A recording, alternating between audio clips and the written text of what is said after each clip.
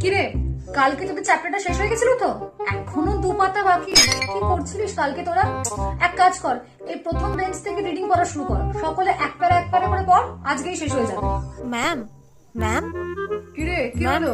ঘন্টা হয়ে গেছে? টিফিন টাইম হয়ে গেল নাকি? না না, পড়াটা না হয়ে গেছে, চ্যাপ্টারটা কমপ্লিট হয়ে গেছে। কটা বাজে? এই 15 মিনিটের মধ্যে পড়াও হয়ে গেল?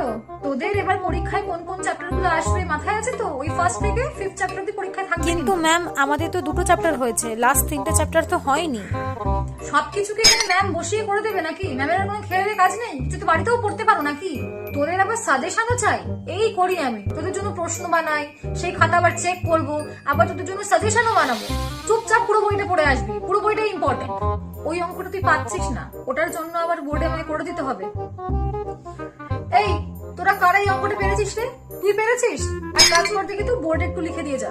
ম্যাম কালকের হোমওয়ার্কটা চেক করবেন না? হোমওয়ার্কটা কে দিয়েছে? আমি দিয়েছি। চাওয়ার হলে নিশ্চয়ই আমি চাইবো। খাতা নিয়ে যা, যখন আমি বলবো তখনই নিয়ে আসবি। এই ফার্স্ট বেঞ্চ, চা দেখে তো একটুখানি দরজাটা একটু ভিজিয়ে দিয়ে আয়।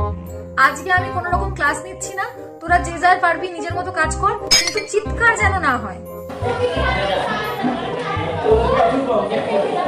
এই, তোদেরকে বললাম না আস্তে আস্তে কথা বলতে?